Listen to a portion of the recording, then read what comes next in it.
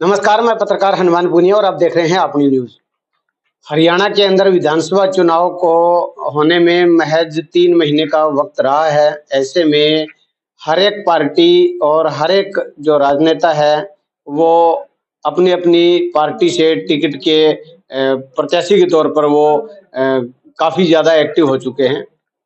मैं सीधी बात करता हूं एलनाबाद विधानसभा क्षेत्र, जहां से अभय सिंह चौटाला लगातार विधायक बनते आ रहे हैं।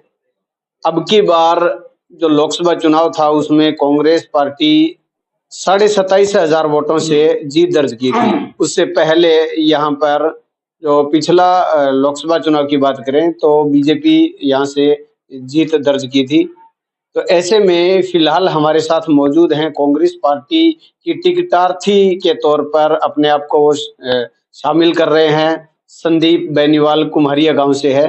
हालांकि उनसे हम पूरा विस्तार से चर्चा करेंगे, लेकिन उससे पहले बता दें कि एलनाबाद विधानसभा क्षेत्र में कांग्रेस पार्टी के टिकटार्थियों में अब से पहले 3 नाम चर्चा में थे, जिसके अंदर भरत सिंह बेनीवाल, उसके अलावा पवन बेनीवाल और तीसरा नाम था संतोष बेनीवाल का, और अब चौथा नाम भी बेनीवाल ही है, संदीप बेनीवाल। तो उनसे हम पूरी विस्तार से चर्चा करेंगे। संदीप जी, सबसे पहले तो आपका स्वागत है अपनी न्यूज में। बहुत बहुत धन्यवाद। मैं आपका भी अपनी न्यूज को बहुत बहुत धन्यवाद करता हूं, जिन्होंने मुझे इस लायक समझा और इस बोलने का मौका दिया। संदीप जी, आप टिकटार्थी के तौर पर अपने आप को साबित कर रहे हैं। क्या ऐसी खासियत है कि जिसकी वजह से जो 3 अब से पहले जो अपने आप को प्रत्याशी मानते हैं, जिनमें से 2 को कांग्रेस पार्टी की टिकट मिली हुई भी है, तो ऐसे में चौथा ऑप्शन आप हैं और आपको कांग्रेस पार्टी टिकट क्यों दे? ऐसा पार्टी के लिए आपने क्या किया है? मैं सबसे पहले तो मैं एलनाबाद की जनता जनार्दन का बहुत बहुत धन्यवाद करना चाहता हूं, जिन्होंने एक 27,000 का बहुत प्रचंड जीत का बहुमत देके बहन कुमारी शैलजा को सिरसा से जो नवनिर्वाचित एमपी है उसमें बहुत बहुत सहयोग दिया। सबसे पहले उसके बाद मैं आपको बताना चाहता हूं, आपने जो 3 नाम बताए वो मेरे आदरणीय हैं। भरत सिंह जी भी मेरे आदरणीय है, मेरे दादाजी है, पवन बेनीवाल मेरे अंकल है।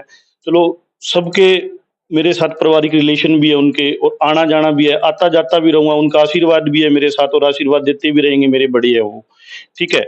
उसके बाद मैं ये बताना चाहता हूँ, मैं एलनाबाद के अंदर जो मुद्दे मैं सोच रहा हूँ, जो मैंने अपनी मतलब माइंड में जो मेरी चीजें आई हैं, उसमें पानी का मुद्दा था, स्कूल का मुद्दा था, कॉलेज का मुद्दा था, जो चोपटा के अंदर है नशे का मुद्दा था। उसके अलावा जहाँ पानी की बहुत बड़ी समस्या है, और एलनाबाद एक कृषि आधारित हल्का है। ठीक है, ना इसमें कोई उद्योग है, ना कोई इंडस्ट्रियल एरिया है, तो सिर्फ एक कृषि को आधारित करने के लिए कृषि में सिर्फ एक पानी की जरूरत पड़ती है अपने को। बाकी किसान सब कुछ उपलब्ध कर सकता है अपने लेवल पे, सिर्फ पानी एक ऐसी चीज है जो उसके बस में नहीं है। ठीक है। जाके नीचे के पानी भी आप बात करें तो वो भी मतलब हल्के फुल्के हैं, कोई उनमें दम वाली बात नहीं है। तो पहला मुद्दा तो ये मेरा था भी मैं घर घर जाऊंगा, हर गांव जाऊंगा और वहां पे जाके उनकी समस्याओं को अपने अपने लेवल पर अपने मतलब तरीके से उन एक एक चीज को महसूस कराना चाहता हूँ। दूसरा था मेरा मुद्दा कॉलेज का। चोपटा में हमारे कॉलेज भी आया था जो अब नहीं है। ठीक है।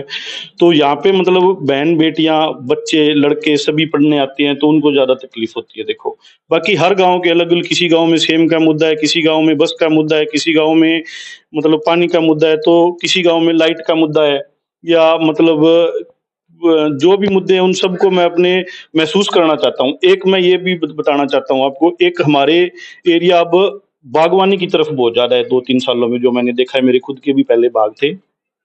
ठीक है।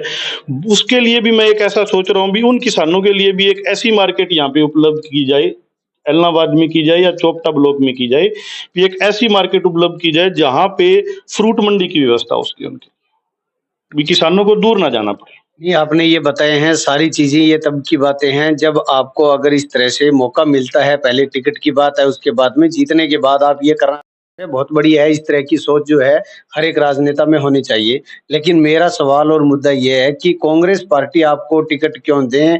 कांग्रेस पार्टी के लिए आपने सबसे पहले क्या किया है? कांग्रेस पार्टी में मैं यूथ स्टेट सेक्रेटरी हूँ यूथ कांग्रेस का। ठीक है। उससे पहले मैंने मतलब कांग्रेस के लिए बहुत घुमा भी था, प्रचार भी किया था मैंने। ठीक है। और मैं यूथ लेवल पे टिकट मांगना चाहता हूँ अपने लिए। देखो, पीछे अब जैसे हमारे राहुल गांधी जी जो आदरणीय हैं, उन्होंने कांग्रेस पार्टी के, उन्होंने अभी पीछे 3 यूथ की टिकटें दी थी। हरियाणा में 10 लोकसभा है, उसमें से 33% आरक्षण के हिसाब से 3 यूथ की दी थी।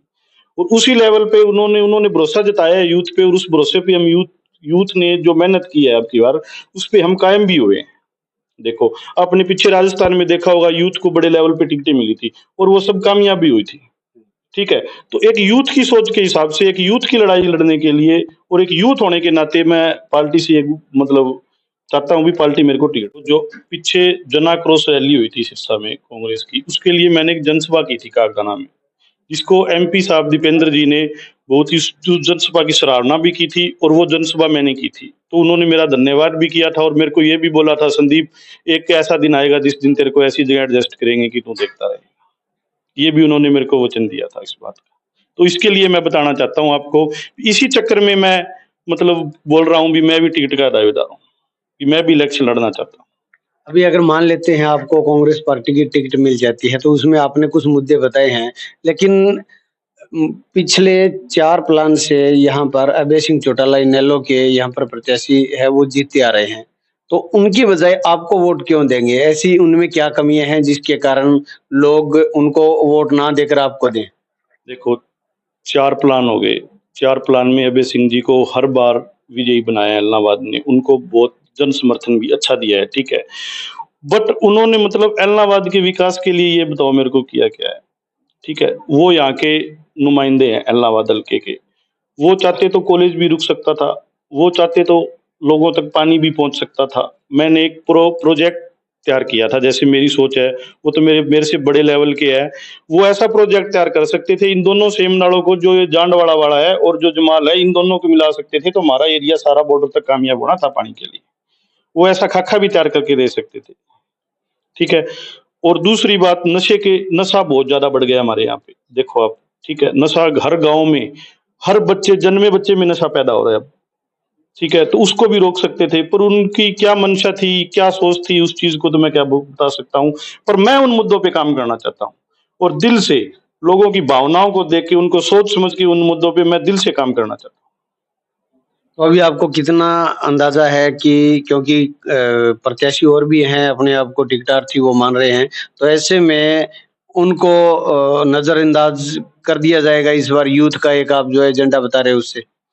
देखो, वो तो टिकट मांगने का अधिकार सभी का है, भारत एक लोकतांत्रिक देश है और लोकतंत्र में अपना अधिकार रखने का, अपना अधिकार मांगने का हर इंसान का हक है, ठीक है। तो वो मांगते रहे, अगर उनको टिकट मिलेगी, हाईकमान उन पे भरोसा जताएगा, तो मैं उनका झंडा सबसे पहले मैं उठाऊंगा।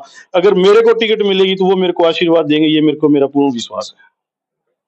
तो चलिए, ये संदीप बेनीवाल हैं जो कि यूथ कांग्रेस के स्टेट सेक्रेटरी हैं और इन्होंने एलनाबाद विधानसभा क्षेत्र से अपनी टिकट की दावेदारी जताई है। तो ऐसे में अब देखना ये होगा कि कांग्रेस पार्टी इन पर क्या विश्वास जता पाती है, और अगर कांग्रेस पार्टी विश्वास करती है तो क्या वो कांग्रेस पार्टी का जो उस विश्वास को संदीप बेनीवाल भुना पाएंगे, यानी कि कामयाबी मिल पाएगी, वो आने वाला वक्त बताएगा। लेकिन फिलहाल संदीप ने अपनी मंशा बताई है, अपना एजेंडा बताया है, इसके बारे में क्या कुछ कहना है वो आप कमेंट करके जरूर बताएं।